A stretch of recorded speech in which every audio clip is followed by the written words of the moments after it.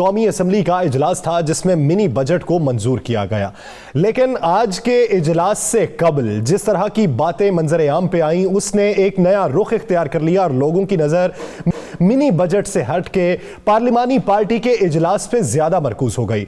वजीर आजम इमरान खान ने आज पार्लिमानी पार्टी इजलास बुलाया जिसमें तमाम वज़रा मौजूद थे, लेकिन इत्तेहादी जमात वहां पर ना पहुंची, पाकिस्तान मुस्लिम लीग काफ। लेकिन आज के पार्लिमानी पार्टी के इजलास में परवेज खटक साहब और वजीर आजम के माबैन लफ्जी तकरार हुई है, लेकिन उससे पहले जो लफ्जी तकरार थी उसकी वजूहात कुछ और थी। हम्माद अजहर साहब जो वजीर तवानाई है और वजीर खजाना शौकत तरीन के माबैन ये तू तकरार हुई जिसपे वजीर आजम ने उनको टोका, तो परवेज खटक ने यह मौकिफ अपनाया कि आप हमारी वजह से वजीर आजम बने हैं, अगर आप खैबर पख्तूनख्वा को गैस फराहम नहीं कर सकते तो हम आगे आपको वोट देने में मुश्किलात का शिकार होंगे।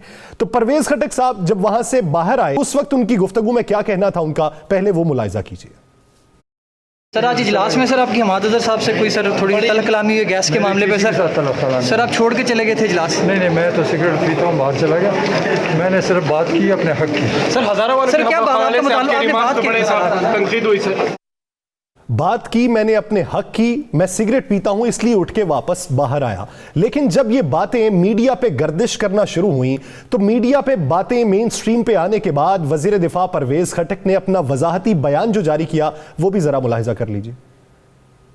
मैं तो टीवी देखकर हैरान हो गया हूँ। टिकट चल रहे हैं जैसे मैंने पता नहीं क्या तूफान खड़ा किया। हमने सिर्फ हम्माद अजहर को क्वेश्चन किया और आप लोगों ने इतना बड़ा हंगामा डाल दिया। प्राइम मिनिस्टर ने भी कहा, क्या कहा कि आप हुकूमत की दावत दे देते हैं। आपसे मंसूब किया। प्राइम मिनिस्टर ने मुझे ऐसी बात कोई नहीं की। आपने ये कहा कि मैं वोट नहीं दूंगा। मैंने ऐसी कोई बात नहीं की। देखो हमारी अंदरूनी बात है। सर आप इतने दिलेर ऐसे रखती दिलेरी से आपने वहाँ पे बात की और आप यहाँ पे आप कह रहे हैं कि पार्टी की अंदरूनी बात है। 140 लोगों के दरमियान की बात की आपने सर। तो अंदरूनी बात है यार, और मैंने कोई सख्ती नहीं की। मैं प्राइम मिनिस्टर के खिलाफ नहीं हूँ, ना हो सकता हूँ, ना सोच सकता हूँ। प्लीज ये खबरें वापस।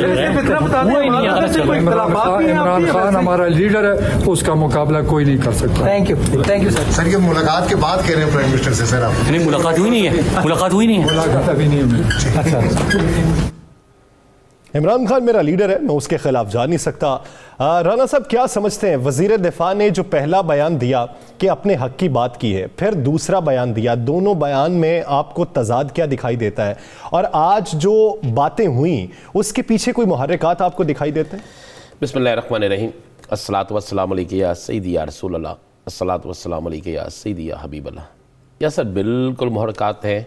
अगर आप थोड़ा सा माजी में जाएँ, एक दफ़ा पहले भी परवेज़ खटक साहब ने वज़ीर आज़म इमरान खान साहब के हवाले से एक बयान दिया था, तकरीर थी वो पश्तो में।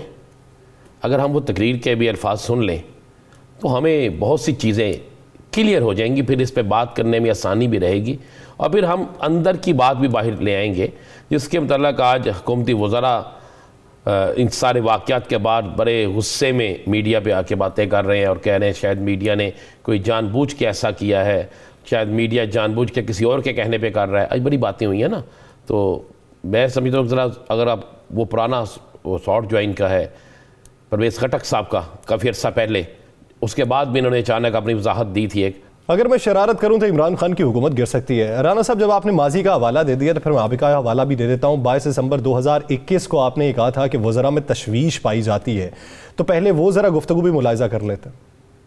यह है कि हुकूमती हलकों के अंदर बड़ी तादाद जिसमें वज़रा भी शामिल हैं, उन्होंने वज़ीर आज़म साहब को हर मीटिंग में कहा है कि पहले महंगाई का ये आलम है कि हम अवाम में नहीं जा सकते, हम अवामी इज्तिमा करने से गुरेज कर रहे हैं। हम अपने हलकों में जब अपने दफातर में बैठते हैं तो हमारे अपने वर्कर हम पे तनकीद करते हैं, गली मोहल्लों में जाते हैं, एक इफ्तिताह करने को जाते हैं तरक्याती कामों का, तो लोग हमसे सवाल करते हैं कि जनाब हमें बताएं कब चीज़ें कब सस्ती होंगी, महंगाई कब ख़त्म होगी। राना साहब फिर क्या समझें, आज वज़ीर दिफा ने शरारत की है या फिर वाकई गुस्सा था? देखिए असर वाकई गुस्सा था और ये जो बातें बाहर आई हैं इसमें कोई झूठ नहीं है।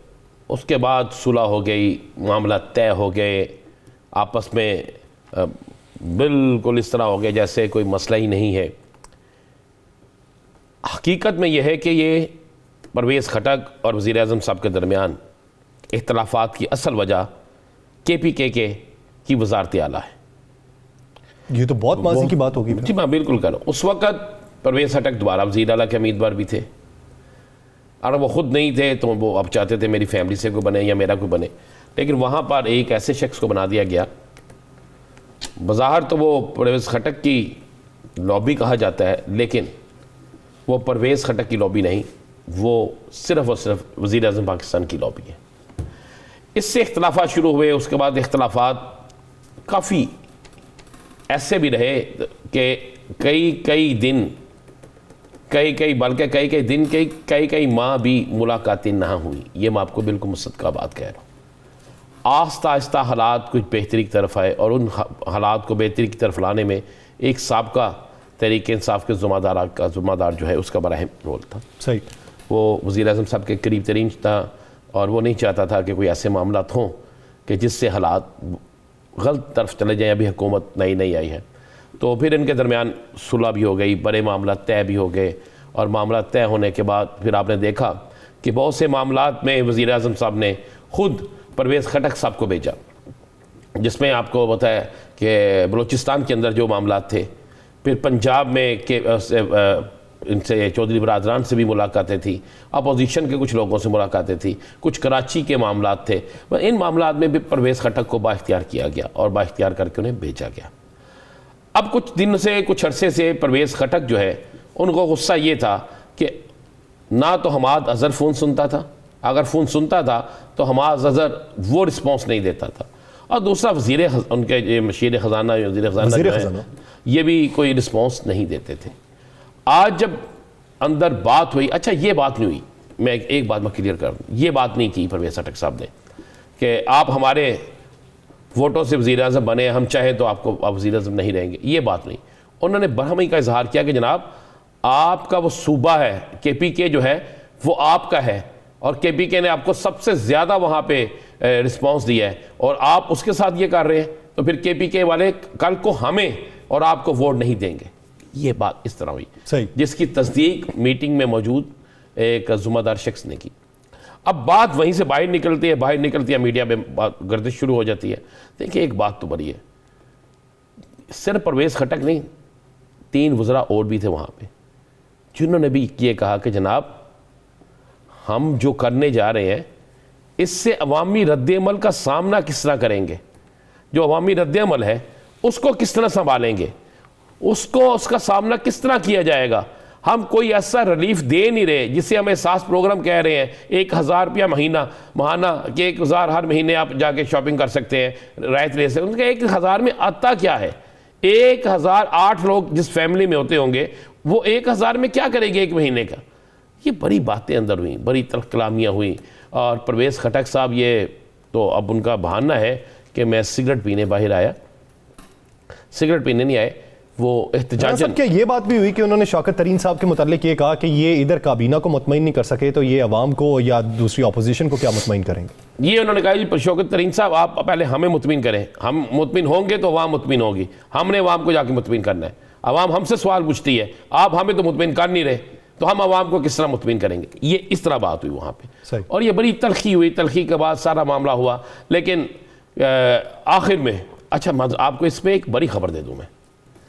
जब ये मीडिया में चलती है खबर यासर कि ये हो गया, परवेज़ खटक साहब बाहर आ गए हैं, परवेज़ खटक साहब जो है वो अब इजलास में नहीं जाएंगे, बड़ी सख्ती हो गई है, तो फौरी तौर पर अपोजिशन कैंप से 4 लोग परवेज़ खटक साहब से रब्ता करते हैं। ये नहीं बताया जा रहा, ये मैं आपको मुसद्दक़ बता रहा हूँ, टेलीफोन नंबर्स रिकॉर्ड का हिस्सा है, निकल आएंगे सारी चीज़ें सामने आ जाएंगी।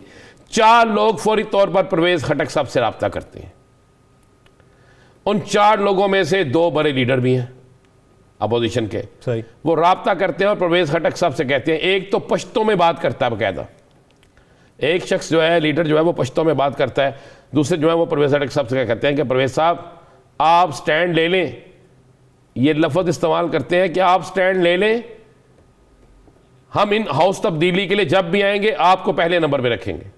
ये मैं आपको एक बड़ी खबर दे रहा हूँ, लेकिन परवेज़ खटक साहब वाज़े तौर पर इनकार कर देते हैं। ऐसा ये भी मैं आपको बड़ी खबर दे रहा हूँ कि परवेज़ खटक से राब्ते होते हैं, परवेज़ खटक वाज़े तौर पर इनकार कर देते हैं, और ये बात अंदर वज़ीर आज़म के पास होती है, ये पहुँचाई जाती है, और परवेज़ खटक ये पहुँचाते भी हैं, ये कहते भी हैं, और ये बात भी बड़ी दुरुस्त है।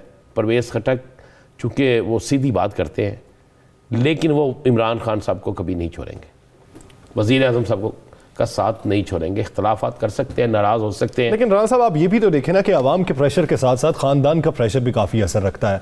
ख़ानदान के कुछ अफराद पाकिस्तान पीपल्स पार्टी में चले गए, जो बचे कुछ थे वो पाकिस्तान मुस्लिम लीग नून में चले गए, अब अकेले ही पाकिस्तान तहरीक इंसाफ के साथ खड़े हैं, तो ख़ानदान का प्रेशर भी तो होगा ना। देखिए वो जो लोग नून लीग में गए हैं, अमीर मकाम साहब जिनको नून लीग का पन्ना या जिसे नून लीग का परचम पहना रहे हैं या नून लीग का जो भी कह सकते हैं कर रहे हैं, उनमें से उनके साथ ज़रा इनके सियासी इख्तलाफात आज के नहीं हैं। हम क्यों पता नहीं, मेरी समझ से बाहर है कि बहुत सी चीज़ें जो हैं वो हम बग़ैर तस्दीक के मीडिया जो है वो चला देता है। सही, ये दोनों भांजे जो रिश्तेदार करीबी अजीज़ हैं, ये इस सियासी तौर पे इस ख़ानदान का आपस में अरसा दराज से इख्तलाफ चला आ रहा था और KPK के बल्दियाती इलेक्शन में ये इख्तलाफ तूल पकड़ गया। जो उनके भाई पहले गए थे उनके साथ भी आपको पता है जो मामला चल रहा था, चचा भतीजा का जो मामला चल रहा था, उसके बाद ये सारे मामले चलते गए। चूँकि उस वक़्त अक्सरियत इतनी ज़्यादा थी इनके पास, अब भी अक्सरियत है KPK में, कि वो हालात ऐसे नहीं थे कि वो कहते हैं फौरी तौर पे चले जाएं। अब चूँकि हालात कुछ बनते नज़र आए उनको, कुछ उनको महसूस हुआ कि आने वाले हालात ऐसे होंगे, तो उन्होंने भी अपना एक दोबी पटका होता है ना जिसे कहते हैं पंजाबी में, वो मारा और मार के उधर चले गए। या सर आज एक क्रेडिट तो दें आप हुकूमत को, हुकूमत के अंदर इख्तलाफ पैदा हुआ, अपोजिशन के राब्ते हुए, अपोजिशन की तरफ से शामियाने बजाए गए, सारी तवज्जो हट गई मिनी बजट से, सारी तैयारियां हट गई, तवज्जो हट गई, बयानात हट गए। टीवी पर एक चीज़ आई कि जनाब ऐसे हो गया जैसे आधे घंटे बाद तहरीक में इत्माद आने वाली है, आधे घंटे बाद कुछ होने वाला है, फिर अचानक ड्रॉप सीन हुआ और ड्रॉप सीन में आप देख रहे हैं जैसे ही आके बाहर बात करते हैं पर हटक साहब, उनके पीछे शहबाज गिल साहब भी खड़े हैं, फिर शहबाज गिल साहब भी आए मीडिया पे और उसके साथ मुराद सईद साहब भी खड़े हैं, वो भी आपको नज़र आए। ये सारी चीज़ें हो गई और उसके बाद यहाँ तो होता ना कि परवेज़ खटक ग्रुप के कोई 5 लोग ही या एक शख्स भी वहाँ से बाइकआउट करके चला जाता, तो फिर ये नज़र आता कि यार कोई ना कोई मामला अभी सेटल नहीं हुआ, परवेज़ खटक मजबूरन बैठे हैं, बाकी साथी चले गए हैं और इसमें घबरा नहीं। अपोजिशन के अंदर दरार पड़ी चंद लम्हात के लिए, उसके बाद ख़त्म हो गई। लेकिन उस दरार ने ऐसा काम दिखाया कि अपोजिशन अपना जो काम करना चाहती थी वो ना कर सकी। अपोजिशन का जो आज प्लान था ना, वो इनके आपस के इख्तलाफात की खबरें सुनकर वो उस तरफ खुश हो गए, वो डोल शोल बजाना शुरू हो गए, वो उन्होंने कहा जी अब तो काम पर गया।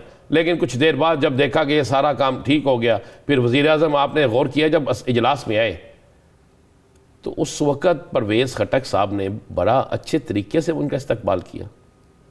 और आपकी मेरे पास वो इतलात ये है कि कल एक और मीटिंग है जिसमें परवेज़ खटक साहब भी होंगे और परवेज़ खटक साहब जो है उनको उनके मुतालबात, उनकी जो डिमांड थी उसके मुताबिक उसको तो आज ये अहकामात जारी कर दिए गए हैं और उस पर KPK के अंदर खसूसी तौर पर ये सारे मामला जो हैं जो जिन्हें डिस्कस किया गया है उनमें से 80% मामले जो हैं वो कल से हल होना शुरू हो जाएंगे।